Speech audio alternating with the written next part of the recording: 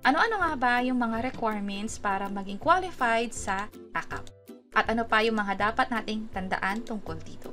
By the way, kung first time mo sa channel na to and gusto mo pa ng mga online tutorial videos katulad nito, please click the subscribe button. Isa sa mga pangunahing requirements ay yung government-issued ID. Kung meron kang ID na hindi lang isa, halimbawa may nakuha ka na SSS ID, Voters ID, dalhin mo na rin yon para makasigurado. Bukod pa dyan, hindi malinaw kung kailangan magdala ng Xerox. Pero kung meron ka namang Xerox ng ID mo, or may kakayahan kang ipa-Xerox agad yun, gawin mo na para nga naman pag nakapila ka na sa DSWD, hindi na pabalik-balik. Kadalasan kasi bukod sa original copy, hinihingi din yung Xerox ng ID na yon. At bukod pa dyan, meron pang pangalawang requirement. Itong pangalawang requirement ay susiguraduhin lamang kung pasok ka ba sa mga qualified beneficiaries ng AKAP.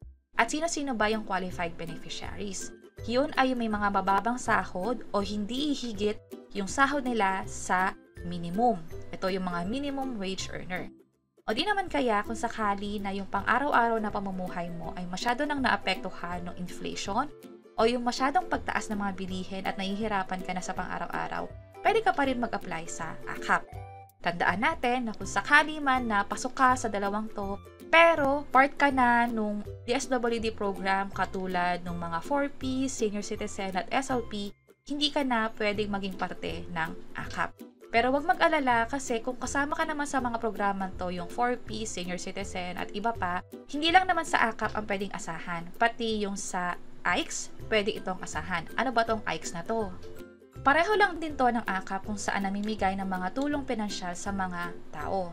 So, mapa-AKAP man yan or AIX, sa DSWD dapat lalapit. So, balik tayo dito. Kung alam mong pasok ka na sa kategoryang to, ito naman yung pangalawang requirements. Kailangan kasi mapatunayan yung estado mo as beneficiary ng AKAP. Ano yung mga pwedeng ipakita or dalhin? Certificate of Employment kung saan nakalagay doon kung magkano ba yung sinasahod mo. Dapat nakalagay doon yung buong pangalan mo at yung signature or lagda nung nag-issue. Pwedeng yung may-ari ng kumpanya o yung employer mo, yung boss mo yon o yung HR ninyo. Kung sakaling meron ka ng ITR, ito yung pinapasa sa BIR, katunayan na nagbabayad ka ng buwis, pwede nyo itong i-request sa employer or sa pinagtatrabahuhan ninyo, pwede ring magamit iyon. Kung sakali nung wala sa dalawang requirement na to, kahit anong sertifikasyon na nanggaling sa barangay, halimbawa meron kang maliit na negosyo, tindahan, pwedeng pumunta sa barangay para manghingi ng certification na yon o maging sa boss mo. Pwede ring manghingi ng certification. Basta nakalagay lang doon yung estado mo o yung kakayahan mong kumita. So, yun lang yung dalawang requirements, government-issued ID at patunay na minimum wage earner ka o hindi ganun kalaki ang sinasahod. Idagdag ko na din na bukod sa minimum wage earner, paano naman kung biglang nawalan ka ng trabaho?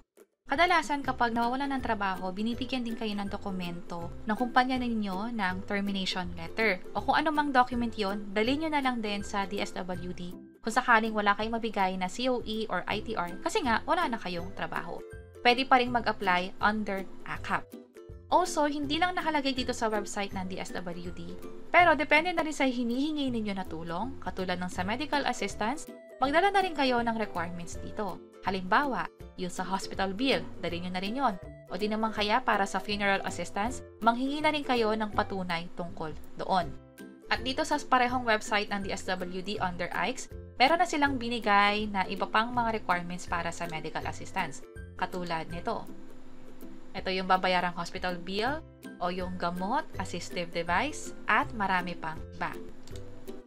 Again, ito ay para sa AIX. Wala lang kasing enough na information dito sa AKAP, kaya ginamit natin yung sa AIX. Ang gusto ko lang sabihin na pwede nyo dalhin yung mga requirements na katulad nito, pero just in case na baka hingan kasi kayo ng additional requirements na hindi nakalagay sa website nila, lalo kung ang hinihingi ninyo ay para sa funeral, medical o iba pa, mas maganda na dala nyo na rin yung mga dokumento na magpapatunay para doon. At kapag meron ka na ng mga requirements na to, saan na dapat pumunta? Syempre sa DSWD, yung pinakamalapit sa inyo. Kung hindi mo alam yung pinakamalapit sa inyo, pwede ninyong i-search online.